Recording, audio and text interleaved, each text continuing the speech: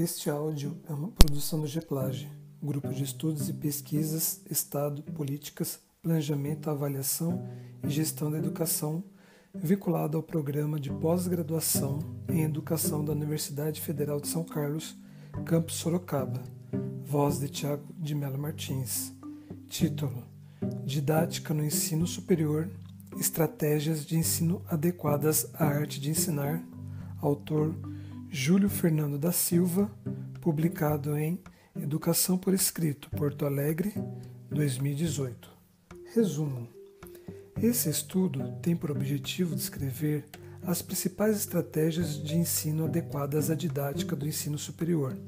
Mediante a pesquisa bibliográfica, apura-se a presença de 14 estratégias de ensino aplicáveis ao âmbito das universidades: aula expositiva, perguntas e respostas, estudo dirigido, fichas didáticas, método de solução de problemas, método de projetos, trabalho em grupo, estudo em loco, jogos, dramatização, seminário, debate, método da descoberta e unidades didáticas. Ademais, propõe-se a classificação dessas estratégias em 3 categorias: individuais, coletivas e mistas. Por fim, sugere-se o uso de 2 ou mais estratégias de ensino, tendo como base a associação de 4 elementos didáticos: planejamento, organização de conteúdos, estratégias de ensino e avaliação. Palavras-chave: didática, ensino superior, estratégias de ensino. Introdução.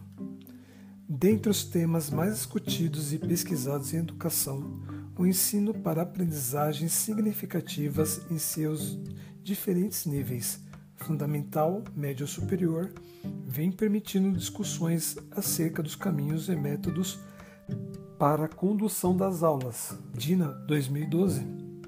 Garbellini e Gonçalves, 2015, indicam a necessidade de entender a aprendizagem do aluno como um eixo central do processo educacional, evidenciando uma orientação multipedagógica à prática docente. Isto implica em fazer uso de ações metodológicas e didáticas diferenciadas e entrelaçadas, utilizando diferentes recursos educacionais. Especificamente no ensino superior, sua expansão tem demandado cada vez mais professores qualificados, tanto para responder às exigências curriculares quanto para a condução didática da classe. Santo, Luz, 2013. Nessa circunstância, os saberes pedagógicos revelam-se essenciais para o trabalho docente, o qual demanda o estabelecimento de relações mais orgânicas entre os saberes da formação pedagógica e os saberes construídos na prática por meio do estímulo à mudança, na construção de novos significados. Florentino, 2016. Diante dessa concepção referente à formação de professores e aos desafios que dela advêm nos últimos anos, tem-se buscado implementar políticas públicas de formação de docentes que atendam às demandas formativas e profissionais. Marquesan, Screaming, Santos, 2017. Todavia, a preparação e formação do docente no âmbito da universidade ainda é bastante precária. Alega-se como justificativa que, por lidar com adultos, o professor universitário não necessita tanto da formação didática quanto os profissionais do ensino básico, que lidam principalmente com crianças e adolescentes. Gil, 2011. Contudo, mesmo em face a alguns avanços para sanar essa lacuna, tais como o incentivo aos programas de formação e ao aperfeiçoamento desenvolvido por diversas instituições, muitos professores ainda se colocam à frente de uma turma, se vendo como especialistas na disciplina que lecionam um grupo de alunos interessados em assistir às suas aulas. Gil, 2015. A tarefa do professor não pode consistir somente em ensinar, em passar conteúdos, muitas vezes descontextualizados da sua realidade. Contreras, Domingo, 2010. Logo, De modo geral, as aulas expositivas predominam sobre os demais procedimentos didáticos, onde o professor aprende a ensinar por ensaio e erro, e os alunos continuam a reclamar do tédio de ficar ouvindo por horas. Freire, 2016. Tais aulas são de extrema importância para o processo de compartilhamento de conhecimentos, quando preparadas e apresentadas habilidosamente. Entretanto, ao ser utilizadas de forma isolada, proporcionam uma restrição na aprendizagem dos alunos, uma vez que possibilitam pouca ou nenhuma interação por parte dos mesmos. Gil, 2011. Zabala, 1998, destaca que as atividades de ensino devem promover aprendizagens mais significativas possíveis, que tenham sentido e facilitem a compreensão da realidade dos estudantes. Por esse motivo, somente as aulas expositivas não atendem a essas demandas.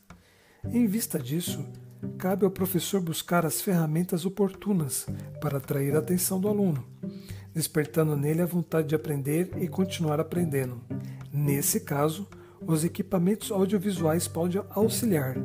No entanto, eles não são suficientes. Por isso, o planejamento e a metodologia são essenciais para o sucesso da aula. Almeida, 2015. Diante desse contexto, o presente estudo tem como objetivo descrever as principais estratégias de ensino adequadas à didática do ensino superior. Por meio da pesquisa bibliográfica, apresentam-se possibilidades para o aprimoramento dos métodos e técnicas do ensino utilizados pelos professores universitários no país. Didática, origens e conceitos. A palavra didática vem da expressão grega didatike, que pode ser traduzida como a arte de ensinar. Tal expressão difundiu-se com o aparecimento da obra Didactica Magna de Jan Amos Comenius, 1592-1670, publicada em 1657. Por meio dos trabalhos de Jan Amos Comenius e outros pedagogos, até o final do século XIX, a didática encontrou seus fundamentos quase que exclusivamente na filosofia. Gil, 2015. Foi somente a partir do final do século XIX que passou a buscar fundamentos também nas ciências, especialmente na biologia e na psicologia, graças às pesquisas de cunho experimental. Posteriormente, no início do século XX, surgiram vários movimentos de reforma escolar tanto na Europa quanto na América. Apesar das diferenças, esses movimentos reconheciam a insuficiência da didática tradicional e almejavam a uma educação mais relacionada aos aspectos psicológicos envolvidos no processo de ensino, exaltando os princípios liberdade e individualização. Gil, 2015. No Brasil, em meados do século XX, o ensino da didática privilegiava métodos e técnicas de ensino com vistas à eficiência da aprendizagem dos alunos e à defesa de sua neutralidade científica. Mais tarde, passou a ser visto como um conjunto de estratégias para proporcionar o alcance dos produtos educacionais. Gil, 2015. Quanto à definição da expressão, Malheiros, 2012, aponta como uma disciplina de estudo da pedagogia, a qual se preocupa em estudar os processos de ensino e de aprendizagem. Nessa perspectiva, Freire, 2016, acrescenta que, ao estudar as tarefas da instrução e do ensino, a didática extrai dos diversos campos do conhecimento humano os conhecimentos e habilidades que constituirão o saber escolar para fins de ensino. Sob um enfoque mais amplo, Veiga, 2015, considera a didática uma disciplina que analisa o processo de ensino e seus aspectos pedagógico-didáticos, em seus pressupostos sociopolíticos, em que se pretende garantir a efetiva aprendizagem por parte dos alunos e a consequente qualidade da educação. Logo, além de estudar a preparação técnica dos professores, com prática de ensino, objetiva-se compreender a concepção filosófica e política implícita nas ações pedagógicas. Corroborando, Libânio, 2013, afirma que o papel da didática é transformar os interesses sociais e políticos em objetivos de ensino, escolhendo técnicas e conteúdos conforme o interesse e a capacidade mental dos alunos. Portanto, ela preconiza pensar naquele que receberá o ensino, o aluno, e preparar o professor a pensar nas necessidades dos alunos e organizar o ensino a partir deles. Franco, 2013. A preocupação científica com a constituição e organização da didática deu-se inicialmente no âmbito do ensino primário, estendendo-se para a esfera do ensino médio. Foi somente na segunda metade do século XX que esta preocupação atingiu o ensino superior, tornando explícita a necessidade de aprender a ensinar. Rodrigues, Moura, Testa, 2011. Desse modo, a próxima sessão será designada a discussão da didática no ensino superior. Didática no ensino superior. A questão da didática no ensino superior é uma discussão delicada que merece cuidado, pois é onde menos se verifica a menor diversidade na relação às práticas pedagógicas. Ferreira, 2010, Gil, 2015. Segundo Gil, 2015, esse campo tem progredido com novos conceitos e métodos, onde o estudante visto anteriormente como sujeito passivo é hoje substituído pelo sujeito ativo da aprendizagem, entrelaçando o que lhe é transmitido com o que ele próprio procura. Com isto, o ensino passa a ser mais do que a transmissão de conhecimento. Entretanto, grande maioria dos professores universitários ainda vê o ensino como transmissão de conhecimento, por meio de aulas expositivas ou atitudes conservadoras.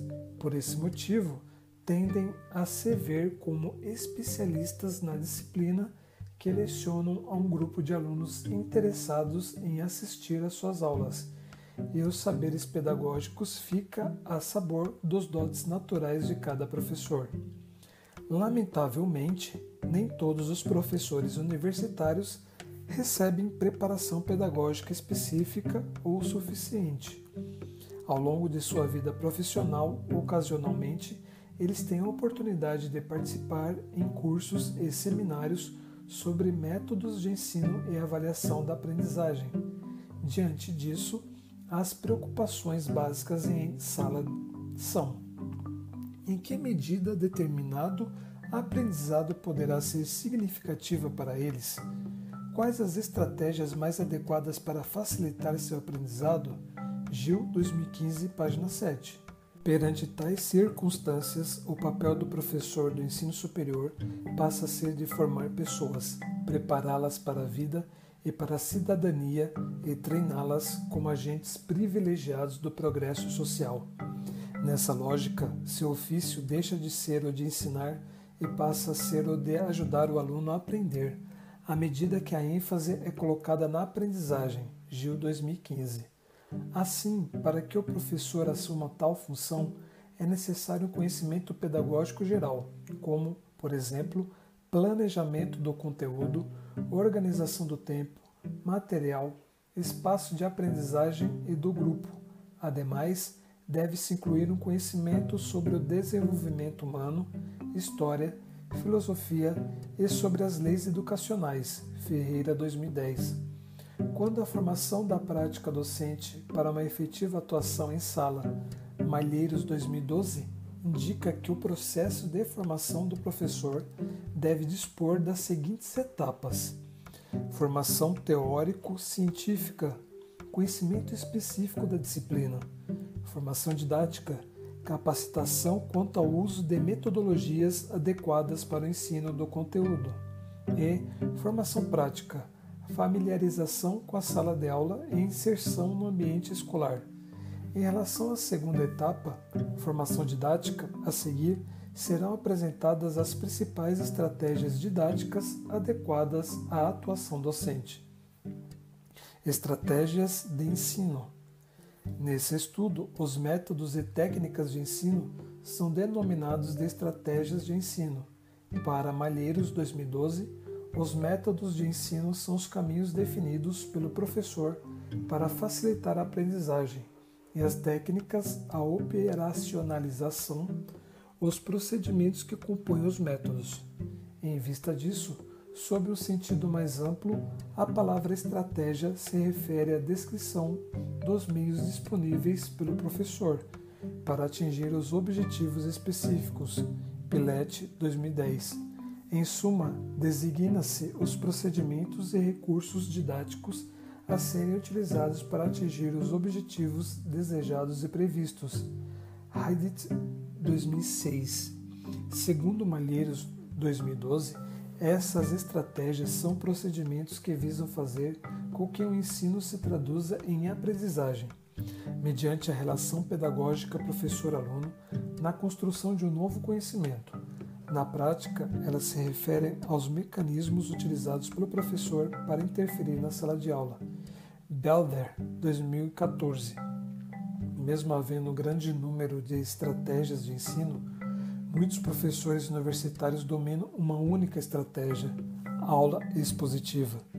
Cabe ressaltar que há também muitos professores que, embora conheçam outras estratégias, não as aplicam por não se sentirem seguros.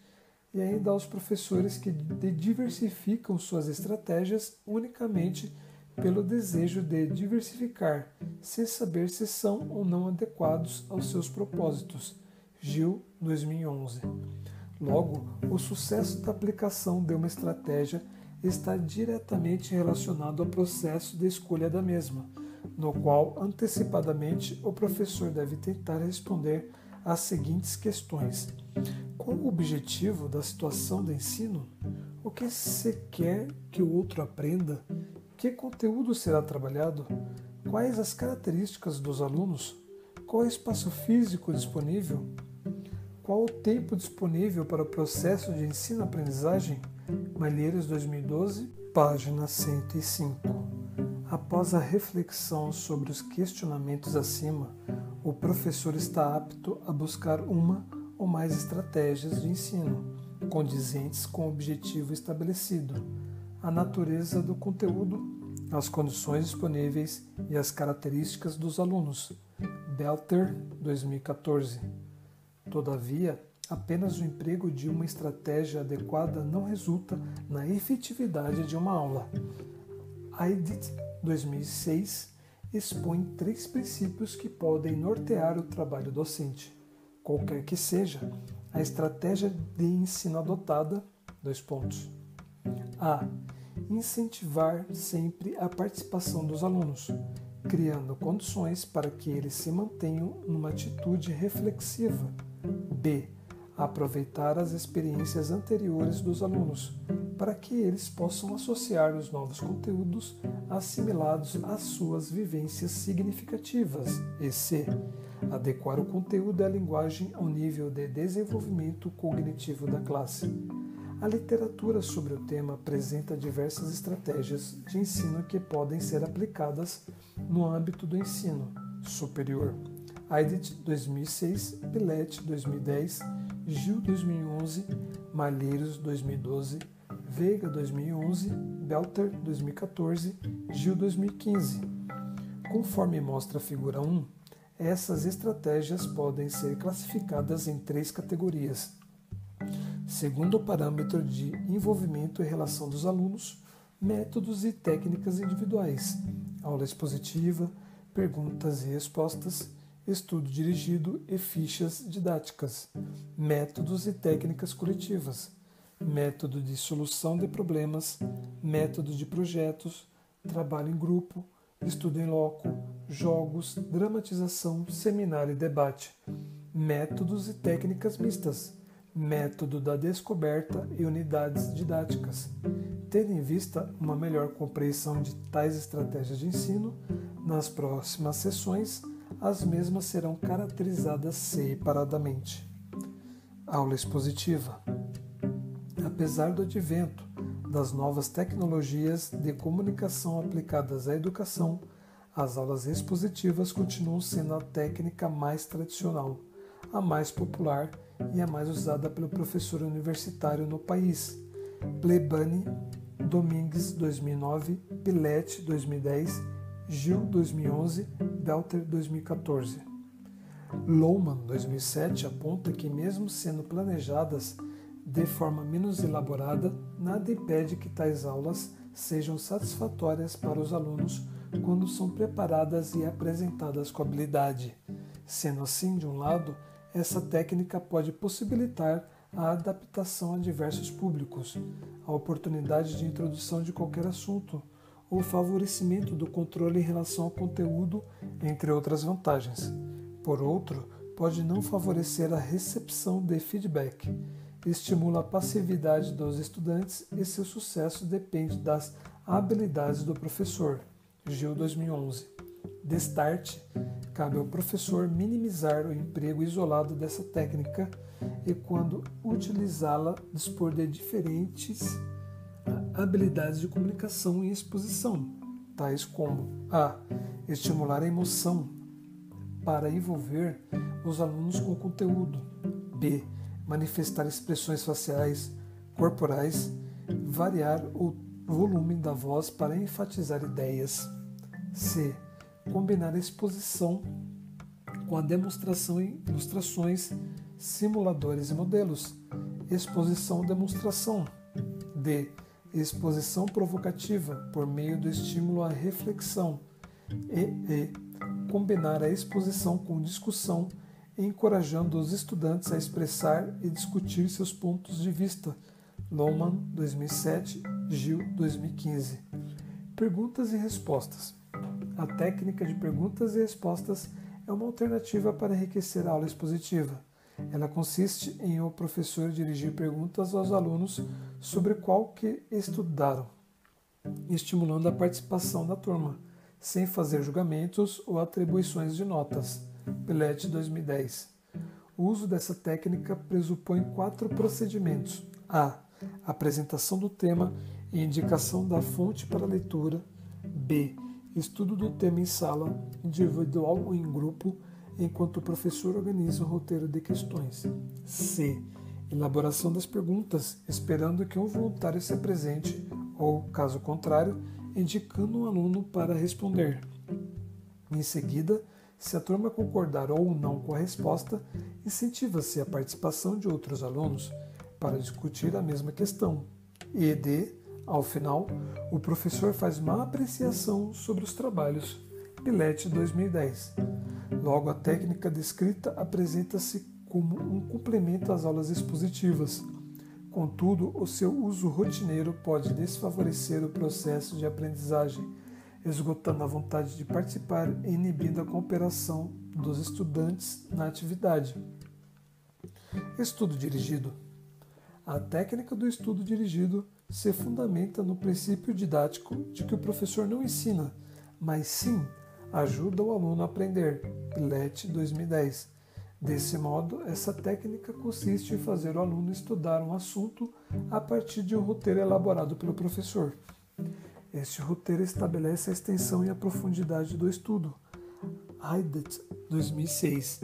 Os procedimentos para a elaboração e a aplicação dessa técnica são: escolha de um texto simples e abrangente, elaboração de questões que não exijam a mera repetição do texto, sendo capazes de estimular a capacidade de análise, síntese, interpretação e avaliação dos estudantes, e assistência do professor nas fases de execução e avaliação da atividade.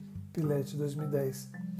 Desse modo, o estudo dirigido se baseia no pressuposto de que a aprendizagem efetiva exige a atividade mental do aluno. Por isso, o professor deve elaborar roteiros contendo tarefas que se referem à mobilização e ativação de operações mentais, dinamizando as operações cognitivas dos estudantes. Heidet 2006. Fichas didáticas. Essa técnica consiste em colocar à disposição dos alunos fichas didáticas essenciais ao estudo de um determinado conteúdo.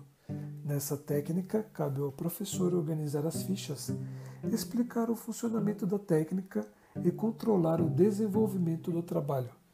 Já os alunos devem estudar o conteúdo apresentado nas fichas, responder às questões propostas e comparar suas respostas com a correção.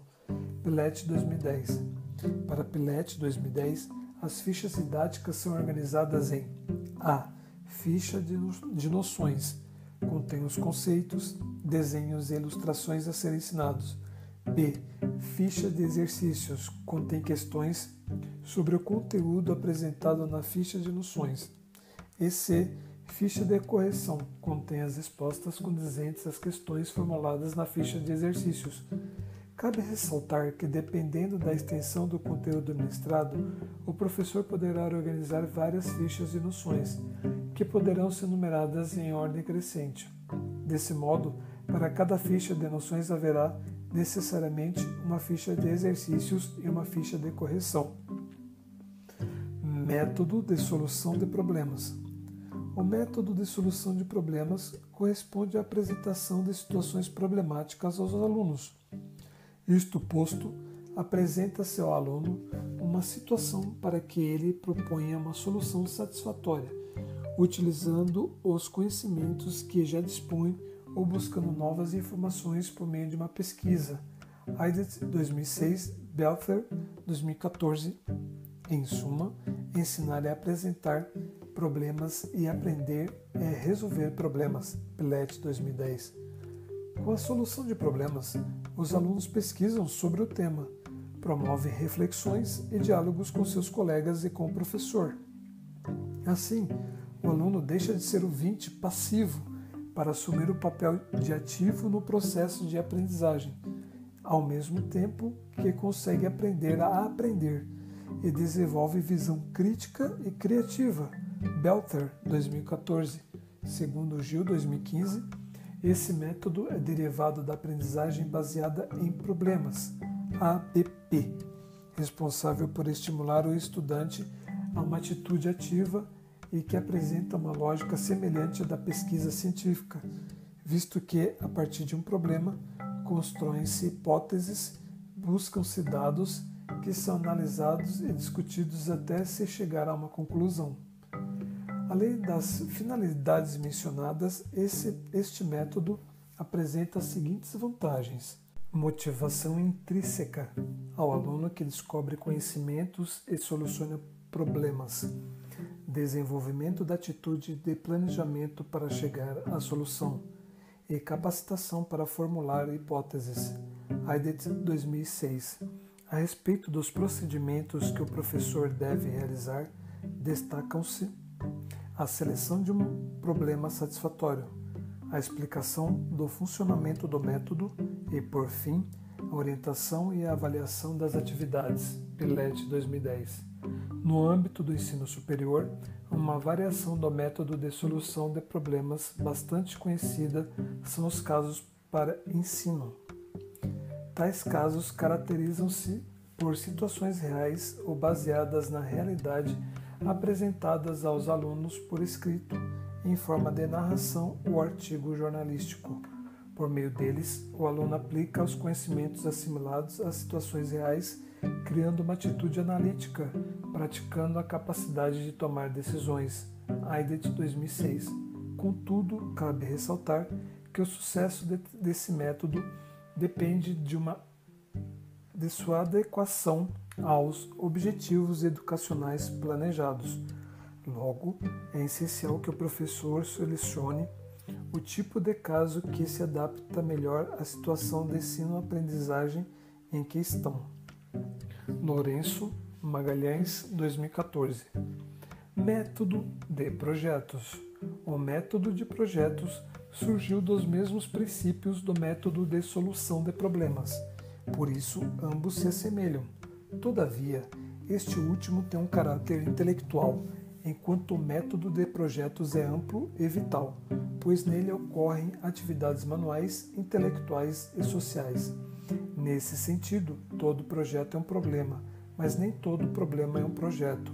PILET 2010. De acordo com Malheiros 2012, o método de projetos mobiliza os alunos para a construção ativa da aprendizagem. É o aprender fazendo. Isto posto, os princípios para a realização deste método são: a aprendizagem é construída exclusivamente pelo aluno e acontece em situações práticas. B. É preciso respeitar os limites do desenvolvimento do aluno. E C. O papel da escola é auxiliar no desenvolvimento de habilidades interpessoais. Nesse método, o ensino realiza-se através de amplas unidades de trabalho.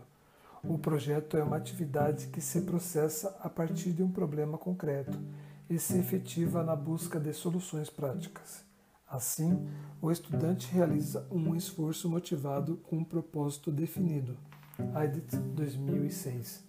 Para desenvolvê-lo, o PILET 2010 revela-se preciso adotar os seguintes procedimentos: seleção de um projeto pelo professor ou elaboração apenas pelos alunos, planejamento dos detalhes do projeto, coleta de informações e seleção do material para a execução das fases do projeto, execução das tarefas previstas, apresentação do projeto em classe e apreciação pelo professor.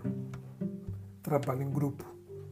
Grupo é o conjunto de duas ou mais pessoas em situação de interação em função de um objetivo comum. AIDET 2006.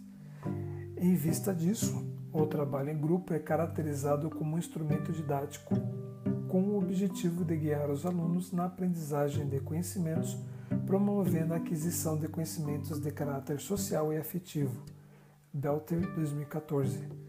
No âmbito escolar, os principais objetivos do trabalho em grupo são: facilitar a construção do conhecimento, permitir a troca de ideias e opiniões e possibilitar a prática de cooperação para um fim comum. AIDET 2006. Quanto às etapas dessa técnica, PILET 2010 apresenta 3: planejamento, determinação dos objetivos, das alternativas e dos recursos para alcançar os propósitos e definição dos papéis de cada aluno. Ação do grupo, execução da ação planejada por meio da coleta de dados e material, da elaboração dos dados e das conclusões a ser apresentadas em forma de relatório ou seminário, e a avaliação, verificação se os objetivos foram alcançados e se o desempenho de cada integrante correspondeu às expectativas do grupo. O emprego do trabalho em grupo desempenha uma função importante na sala de aula, ao criar oportunidade para o diálogo e a troca de informações. Nessa dinâmica, o aluno fala, ouve, analisa, questiona, argumenta, justifica e avalia. Nesse sentido, percebe-se a contribuição para o desenvolvimento das estruturas mentais, dos esquemas cognitivos e da formação de hábitos e atitudes de convívio social. AIDET 2006. Estudo em loco. O estudo em loco, ou também denominado estudo do meio, consiste em levar o aluno ao meio no qual um determinado evento ocorre. Malheiros 2012. É uma prática educativa que se utiliza de excursões e visitas como formas de observar e pesquisar diretamente a realidade. AIDET 2006. Contudo, não deve ser confundido com uma simples excursão ou visita. Isso porque o estudo em loco é uma atividade mais ampla, que começa e termina na sala de aula. AIDET 2006. Nesse sentido, para utilizar esta técnica é preciso ter em mente as atividades que se iniciarão dentro da sala e nela serão concluídas.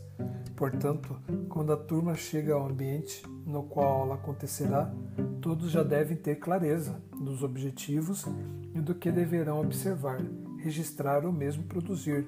Malheiros 2012.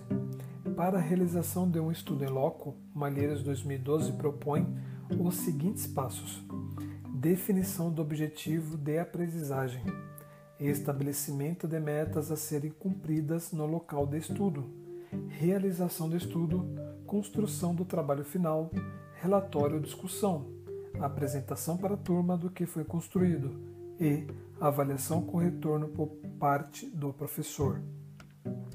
Jogos. Os jogos são atividades físicas ou mentais, além de lúdicas, organizadas por um sistema de regras. Eidet, 2006. Ao recorrer ao uso de jogos, o professor ensina o conceito ou método por meio de uma atmosfera de motivação que permite aos alunos participar ativamente do processo de aprendizagem, assimilando informações e experiências e, sobretudo, incorporando atitudes e valores. Eidet, 2006, Malheiros, 2012. Apresentam-se como vantagens: a mobilização do raciocínio do aluno para encontrar respostas, a utilização do desenvolvimento cognitivo, motor, afetivo e social, e a motivação dos alunos para aprender. Quanto às desvantagens, ressaltam-se a necessidade de controlar o tempo da atividade, a administração dos conflitos, a exigência de regras claras, a necessidade da atuação do professor como juiz e a possibilidade de utilizar o método como diversão, esquecendo das questões pedagógicas. Malheiros, 2012. No âmbito do ensino superior, especificamente nos cursos de graduação em Administração e Gestão Tecnológica, constata-se o uso frequente de jogos empresariais, os quais objetivam substituir o estilo de educação linear e fragmentado do conteúdo para um cenário que possibilite o conhecimento em sua totalidade, mesmo que simulado e limitado ao ambiente escolar. Veiga, Lima, Zanon, 2013. Nesse método, o professor oferece aos estudantes condições de reflexão sobre os conhecimentos por meio de uma abordagem mais contextualizada, interativa e significativa dos conteúdos da área. Casagrande, Borner, Casagrande, Mechelen, 2014. Por fim, salientam-se algumas habilidades que o professor deve dispor ao fazer o uso de jogos, tais como solução de conflitos, controle de emoções e associação de conteúdo a questões do jogo. Ademais, é preciso ser cuidadoso durante o processo de organização da atividade, atentando ao seu espaço físico, normas da instituição e faixa etária dos participantes. Malheiros, 2012. De start, o jogo deve ser parte de uma sequência lógica de aprendizagem definida antecipadamente. Belter, 2014. Dramatização. A dramatização significa a representação pelos alunos de um fenômeno ou fato, de modo planejado ou espontâneo. É uma técnica ativa e socializada que integra as dimensões cognitiva e afetiva no processo de ensino. Eidet, 2006. Ademais, adverte-se que essa técnica não é um fim em si mesmo, sendo preciso ter clareza do conteúdo a ser trabalhado e dos objetivos educacionais estabelecidos. Assim, ela se torna uma representação de uma situação real de forma controlada. Malheiros, 2012. Ao fazer uso dessa técnica, o professor precisa ter total entendimento a respeito do grupo com o qual está lidando, pois grupos muito tímidos podem se sentir intimidados e grupos muito agitados podem não conseguir se concentrar da forma necessária. Malheiros, 2012. Portanto, cabe ao professor tomar alguns cuidados, principalmente com alunos que não sabem lidar com conflitos e situações grupais, devido ao intenso envolvimento emocional que a atividade acarreta. Eidet, 2006. Nas universidades, essa estratégia de ensino é comumente empregada em cursos de graduação da área de saúde, tais como enfermagem, farmácia e fisioterapia, onde os alunos ensinam fatos relacionados ao atendimento a pacientes e às práticas de primeiros socorros.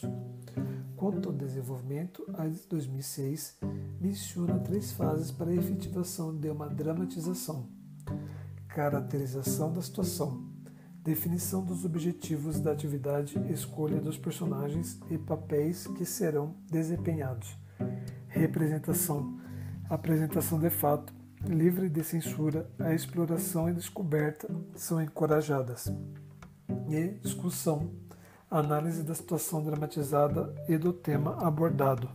Seminário. A palavra seminário pode ter 2 significados, um amplo e um restrito. No sentido amplo, configura congressos científicos, tecnológicos ou culturais. nos quais especialistas e participantes discutem sobre os temas propostos. Já no sentido restrito, seminário significa uma técnica de ensino, que consiste em discussões guiadas pelos alunos e professores em sala de aula. Veiga 2011. Nesse estudo, o significado que interessa é o restrito, que entende o seminário como uma técnica de ensino.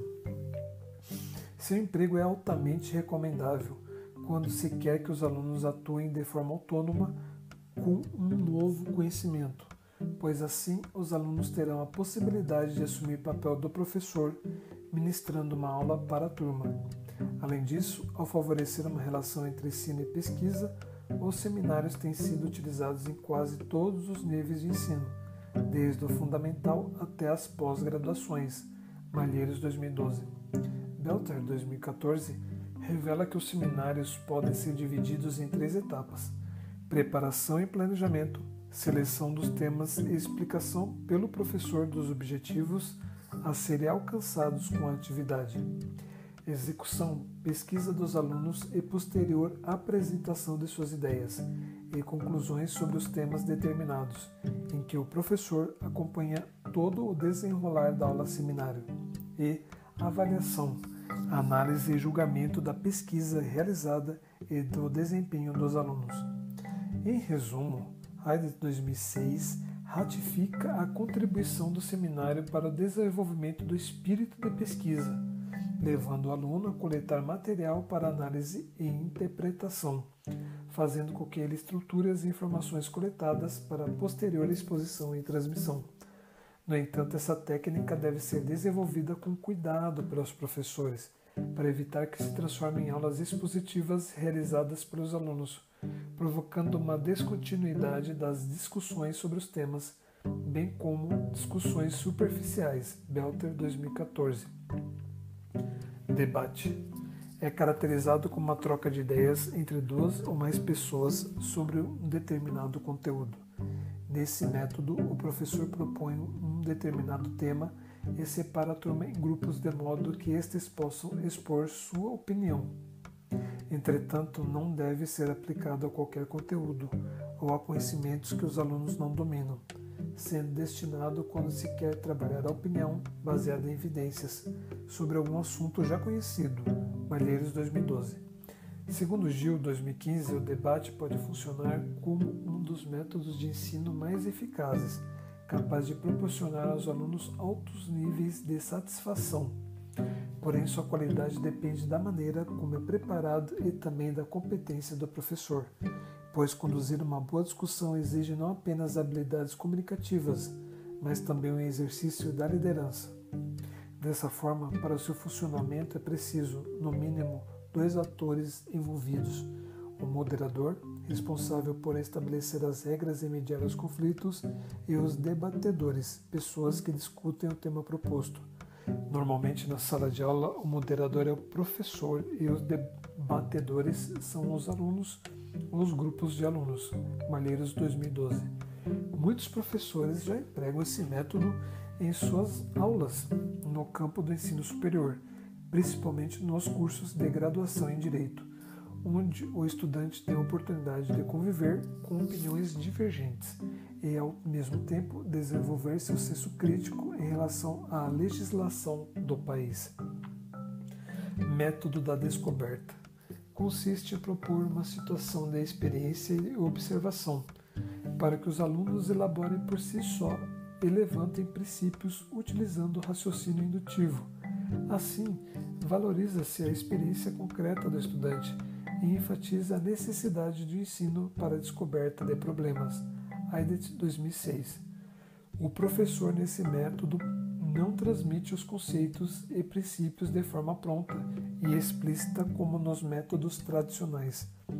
Aqui, ele é responsável por criar situações de ensino nas quais o aluno observa, manipula materiais, experimenta e depois sistematiza até chegar às conclusões e generalizações necessárias para formular os conceitos e princípios.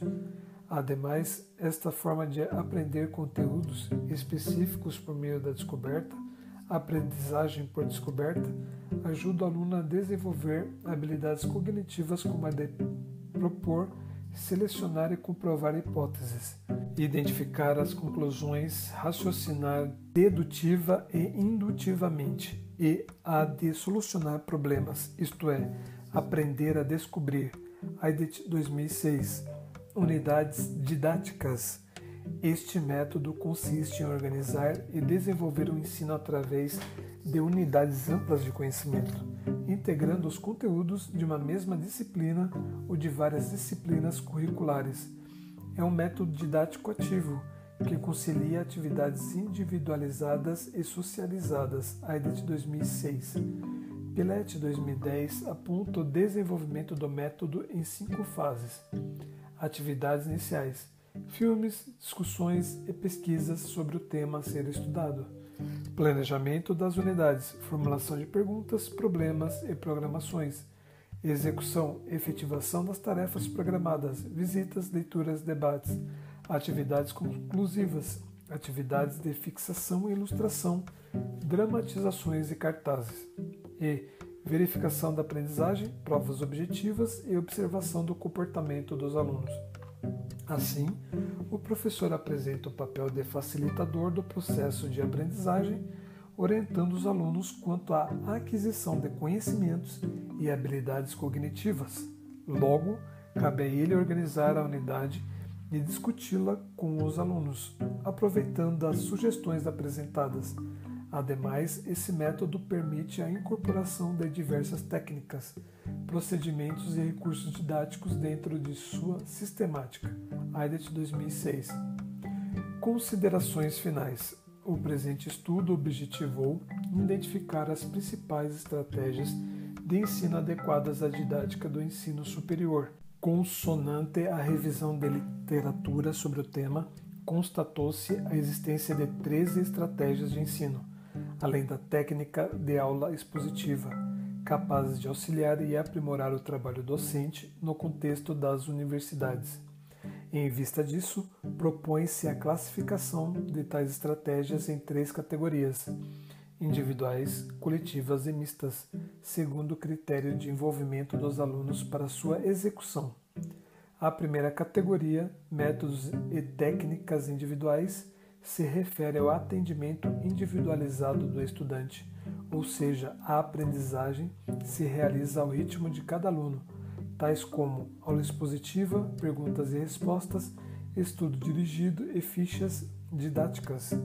A categoria relativa aos métodos e técnicas coletivas valoriza a interação social, onde os alunos aprendem uns com os outros, destacando-se método de solução de problemas, método de projetos, trabalho em grupo, estudo em loco, jogos, dramatização, seminário e debate. Por fim, os métodos e técnicas mistas concernem a combinação de atividades individuais e coletivas, alternando os aspectos particulares e sociais, tais como método da descoberta e unidades didáticas. Além disso, 3 métodos provenientes da educação infantil não foram mencionados neste estudo, em detrimento da impossibilidade de aplicação ao processo educacional de adultos, mediante ao ensino superior. São eles método psicogenético, método Montessori e centro de interesse. No âmbito do ensino superior, em que as aulas expositivas prevalecem sobre os demais métodos e técnicas de ensino pela maioria dos professores, Plebani, Domingues 2009 e 2015, expõe-se por meio deste estudo alternativas pedagógicas para restabelecer uma aprendizagem mais efetiva, substituindo as atividades de repetição e memorização de conteúdos por tarefas que exijam dos alunos a execução de operações mentais. Assim, eles se tornam participantes ativos no processo de aquisição de conhecimentos. Sugere-se que os professores universitários utilizem 2 ou mais estratégias de ensino em suas disciplinas ao longo do semestre letivo, a fim de favorecer e estimular um ambiente de aprendizagem ativa e construtiva. Todavia, a escolha ou a combinação dessas estratégias de ensino devem se adequar, sobretudo, aos objetivos educacionais definidos, às características do conhecimento a ser ensinado e às informações sobre os alunos, bem como ao tempo, recurso e estrutura disponíveis. Em suma, cabe ressaltar que a escolha, a combinação e a aplicação dos métodos e das técnicas de ensino no decurso das aulas, por si só, não garantem uma aprendizagem eficaz.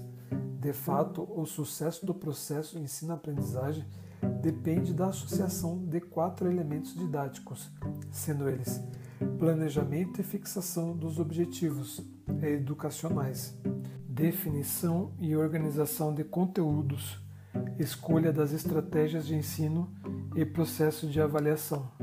Assim, diversos autores indicam o trajeto que o docente deve percorrer por meio desses elementos antes de iniciar a prática diária de sala de aula, a fim de aperfeiçoar sua postura pedagógica e facilitar o processo eficaz de construção do conhecimento. Aidet 2006, Ferreira 2010, Pilete 2010, Gil 2011, Rodrigues, Moura, Testa 2011, Lieblich 2012, Malheiros 2012, Belter 2014, Gil 2015, Freire 2016. Por fim, para pesquisas futuras, propõe-se a investigação empírica da combinação das estratégias de ensino identificadas nesse estudo em diferentes cursos de nível superior, com o propósito de revelar a aplicação da associação de tais estratégias na realidade das universidades. Referências: Almeida, H.M.D. A Didática no Ensino Superior, Práticas e Desafios. Revista Estação Científica, volume 14, número 12, página de 1 a 8, 2015. Belter, J.M. Org. Didática 1, São Paulo, Person Education do Brasil, 2014. Casagrande, M. D.H. Bórnia, A.C. Casagrande, J. L. Mecham, P.J.V. Jogos de empresas no ensino da contabilidade tributária, Contabilidade Vista e Revista, volume 25, número 1, página 34 a 58, 2014. Contreras Domingo, J. Ser e Saber en la Formación Didáctica del Profesorado, Revista Interuniversitária de Formación del Profesorado, Zaragoza, volume 68, número 8, páginas de 61 a 81, 2010. Ferreira, V.S. As especificidades da docência no ensino superior, Revista Diálogo Educacional, volume 10, número 29, páginas 85 a 99, 2010. Florentino, J.A. A formação continuada e os desafios à reconstrução da profissionalidade. Educação por escrito, Porto Alegre, volume 7, número 1, páginas de 74 a 87, 2016. Franco, M.A.S. Didática, uma esperança para as dificuldades pedagógicas do ensino superior, Praxis Educacional, volume 9, número 15, páginas de 147 a 166, 2013. Freire, R.A. A Didática no Ensino Superior, São Paulo, Sengage, 2016. Garbellini, V.M. Gonçalves, E. Habilidades e competências docente no ambiente virtual de aprendizagem. Educação por escrito. Porto Alegre, volume 6, número 2, páginas de 220 a 230, 2015. Gil. A.C. Didática do Ensino Superior. São Paulo, Atlas, 2015, e-book. Gil. A.C. Metodologia do Ensino Superior. Quarta edição, São Paulo, Atlas, 2011. Aidet, R.C.C. Curso de Didática Geral, São Paulo, Ática, 2006. Libânio, J.C. Didática, segunda edição, São Paulo, Cortês, 2013. Lieblich, A.M.P. Aprender Didática, Ensinar Didática, Curitiba, Intersaberes 2012, Lourenço.c.d.s, Magalhães, T.f.a, a sala de aula e as empresas, análise da produção e da utilização de casos para ensino em administração. Administração, Ensino e Pesquisa, volume 15, número 1, páginas de 11 a 42, 2014. Lohmann, J. Dominando as técnicas de ensino. Tradução H.O. Averture, São Paulo, Atlas 2007. Malheiros, B.T. Didática Geral, Rio de Janeiro, LTC 2012. Marquesan, F.F. Screaming, G. Santos, E.A.G. Aprendizagem da docência na formação inicial de professores, contribuições do PIB de Pedagogia, Educação por Escrito, Porto Alegre, volume 8, número 1, páginas de 112 a 128, 2017. Medina, A.M.C. Didática Recreativa Matemática, Ensino e Aprendizagem em uma Escola da Comunidade, Revista Contemporânea de Educação, volume 7, número 14, páginas 422 a 439, 2012. Pilete, C. Didática Geral, 24, edição, São Paulo, Ática, 2010. Plebani, S. Domingues, M.J.C.S. A utilização dos métodos de ensino, uma análise em um curso de administração, Revista Angrade, volume 10, número 2, páginas de 53 a 72, 2009. Rodrigues, L.P. Moura, L.S. Testa, E. O tradicional e o moderno quanto à didática no ensino superior, Revista Científica do ITPAC, volume 4, número 3, páginas de 1 a 9, 2011. Santo, E. Doe, Luz, L.C.S. da Didática no Ensino Superior, Perspectivas e Desafios, Saberes, Revista Interdisciplinar de Filosofia e Educação, volume 1, número 8, páginas 58 a 73, 2013. Veiga, C.H.A. Lima, J.M. Zanon, L.B. Feira de Negócios Internacionais, uma proposta de jogos de empresas vivenciais em aula. Internext, Revista Eletrônica de Negócios Internacionais da SPM, volume 8, número 3, páginas de 127 a 144, 2013. Veiga, I.P.A. A prática pedagógica do professor de didática. Campinas, Papiros, 2015, e-book. Veiga, I.P.A. O seminário como técnica de ensino socializado. Em Veiga, I.P.A. org. Técnicas de ensino. Por que não? Edição 21. Campinas, Papiros, 2011, capítulo 6, páginas de 107 a 120. Zabala, A. A prática educativa, como ensinar. Tradução de Hernani F. da F. Rosa, Porto Alegre, ArtMed, 1998. Artigo recebido em junho de 2018,